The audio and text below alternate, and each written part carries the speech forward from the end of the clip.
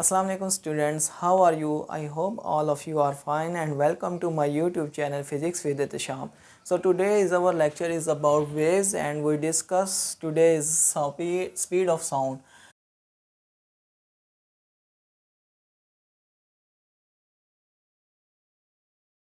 Last time we discussed about longitudinal waves and transverse waves. You better know about transverse waves and longitudinal wave and sound wave. Sound wave is longitudinal waves. Sound wave in air longitudinal waves because particles of the medium through which the sound is transported vibrate parallel to the direction that to the sound waves moves. तो sound waves जो सी हैं सबसे पहले मैं आपको बता दूं कि ये लॉन्गिट्यूडनल वेव्स होती हैं क्योंकि ये along the direction of motion जो सी हैं वो क्या करती हैं, मूव करती हैं। और साउंड वेव जो हैं वो कौन सी वेव्स हैं, वो हैं कंप्रेशनल वेव्स। और कंप्रेशनल वेव्स भी कौन सी वेव्स होती हैं, लॉन्गिट्यूडनल वेव्स। तो ये जो सा एक इम्पोर्टेंट MCQs है आपके लिए कि ये जो सी वेव्स साउंड वेव्स कौन सी वेव्स होती हैं, sound waves in air is longitudinal waves. और वो क्यों लॉन्गिट्यूडनल वेव्स होती हैं, क्योंकि वो जो सी होती हैं पार्टिकल जो होती हैं उनके मीडियम के वो कहाँ पे वाइब्रेट करते हैं, parallel to the direction of motion. Definition क्या होगी अब साउंड वेव की, the distance covered by sound per unit time is called speed of sound. तो जो भी डिस्टेंस कवर करेगा साउंड वेव उसको क्या कहेंगे, speed of sound. The speed of mechanical wave in a medium depends upon the two characteristic of the medium. तो जो sound wave है वो किस चीज़ पे डिपेंड करेगी, साउंड वेव किस चीज़ पे डिपेंड करेगी, दो करेक्टरिस्टिक मीडियम जो हैं उनके ऊपर क्या करती है, साउंड वेव्स डिपेंड करती है। नंबर वन जो है वो कौन सी है, density of the medium. Density of the medium पे साउंड वेव डिपेंड करती है कि मीडियम की डेंसिटी कौन सी है, लोहा है, हवा है या पानी है। डिफरेंट टाइप ऑफ पार्टिकल्स जो सी हैं या डिफरेंट टाइप ऑफ मैटर जो है उसमें जो है साउंड वेव कैसे मूव करेगी। और इसी तरह इलास्टिसिटी ऑफ द मीडियम, कि मीडियम में इलास्टिसिटी कितनी है। एयर की इलास्टिसिटी, आयरन की इलास्टिसिटी डिफरेंट है, वाटर की इलास्टिसिटी इन दोनों से डिफरेंट है। तो इन सब में जो है साउंड वेव जो है डिफरेंट पोजीशन से जो है वो मूव करेगी। तो हम इसके लिए क्या फार्मूला यूज़ करते हैं, हम कहते हैं कि स्पीड जो सी है साउंड की वो किसके बराबर है, elastic modulus of the medium divided by density of the medium whole square root. Elastic modulus of the medium divided by density of the medium whole के ऊपर स्क्वायर रूट।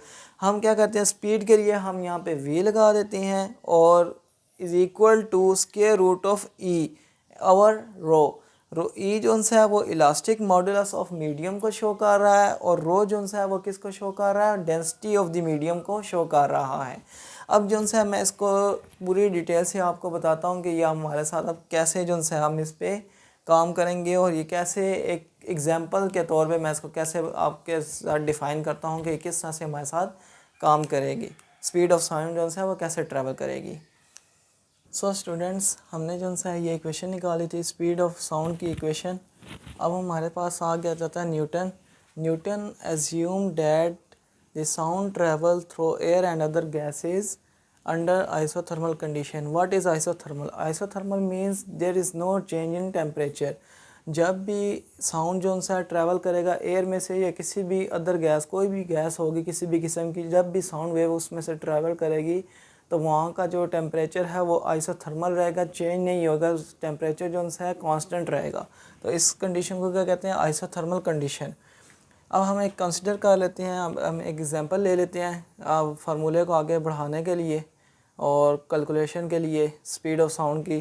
तो हम कहते हैं कि let V be the volume of air, कि एक cylinder है या एक कंटेनर है उसमें कोई वॉल्यूम है उसका और उसको हम क्या देते हैं वी वॉल्यूम है वहाँ पे of air at pressure P. उसके अंदर हवा भरी हुई है, उस सिलेंडर में या उस कंटेनर में हवा भरी हुई है और वहाँ का प्रेशर क्या है, पी है। If we increase the pressure from P to P plus del P, अगर हम प्रेशर को बढ़ाते हैं पी से तो कितना हम बढ़ाएंगे, पी से पी प्लस डेल पी के, डेल पी हमने उसमें क्या किया, प्रेशर बढ़ा दिया।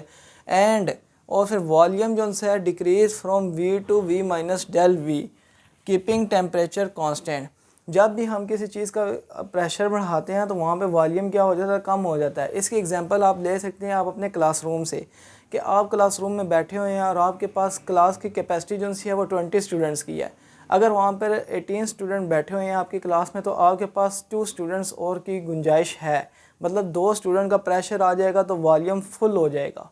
ठीक है, तो आप क्या करते हैं कि वहाँ पे 2 स्टूडेंट और आते हैं, 20 स्टूडेंट आपके पास हो जाते हैं और आपका जो वॉल्यूम है वो क्या हो जाता है, कंप्लीट हो जाता है।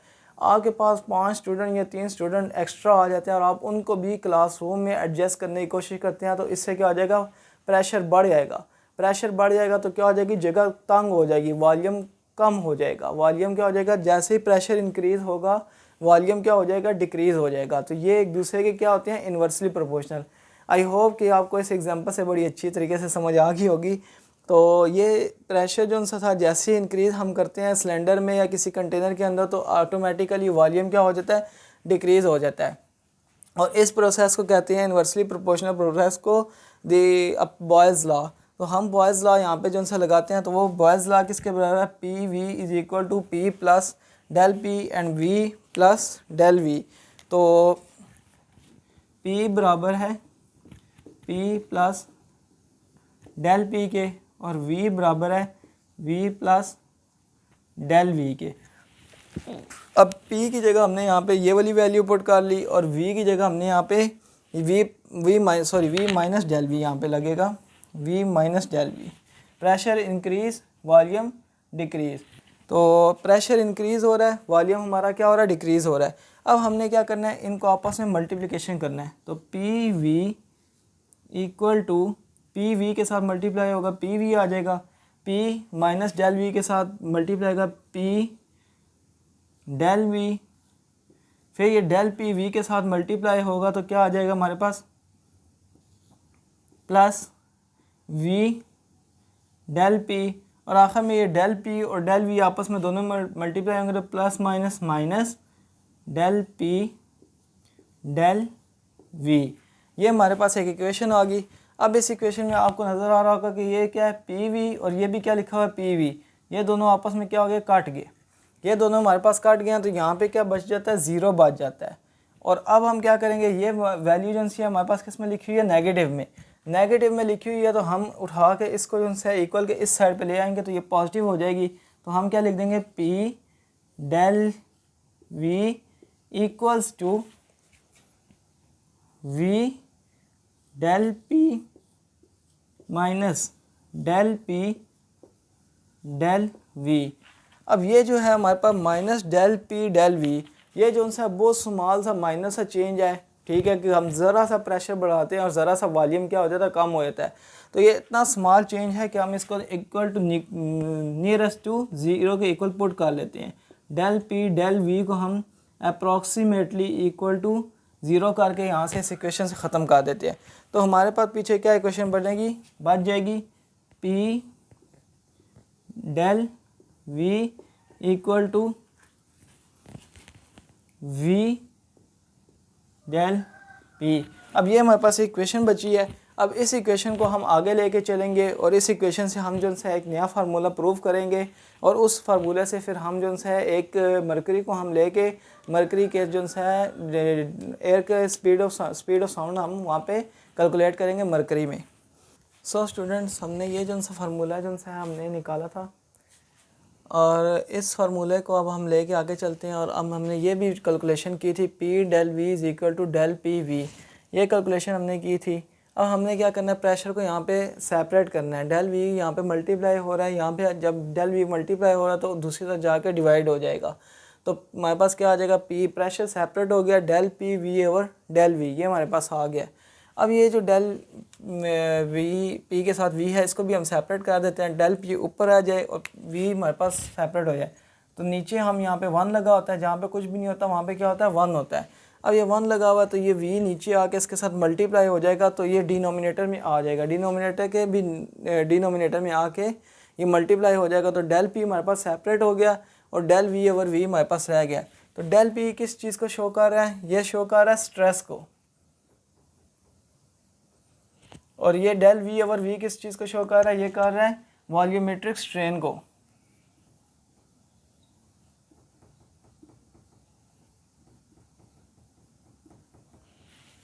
डेल पी शो कर रहा है स्ट्रेस को और del V over V show कर रहा है वॉल्यूमेट्रिक स्ट्रेन को। तो ये हमारे पास जो है ये बन गया स्ट्रेस ओवर वॉल्यूमेट्रिक स्ट्रेन।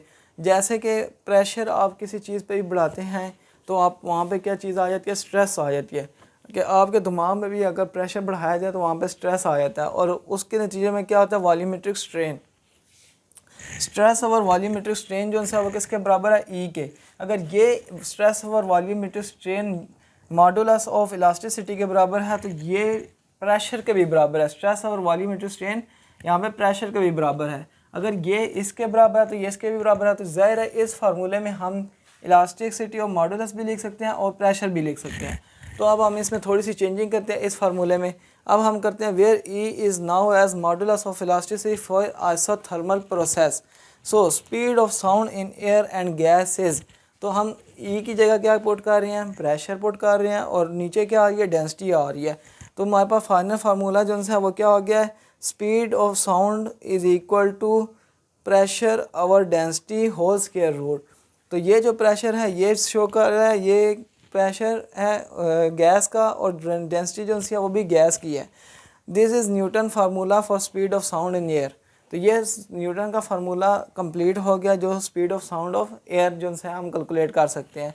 सो आए हम स्टूडेंट हम जो है एक एग्जांपल करते हैं मरकरी की, कि मरकरी में जो है स्पीड ऑफ साउंड क्या होगी और जो हम इस फार्मूले से कैलकुलेट करेंगे उसकी वैल्यूज़ जो है एक्चुअल एक्सपेरिमेंटल वैल्यू से 16 टाइम लेस देन आएगी। सो आए हम उसको कैलकुलेट करते हैं। मैं उसको कैलकुलेट करके आपको जो हूँ आपको रिप्रेजेंट करता हूँ।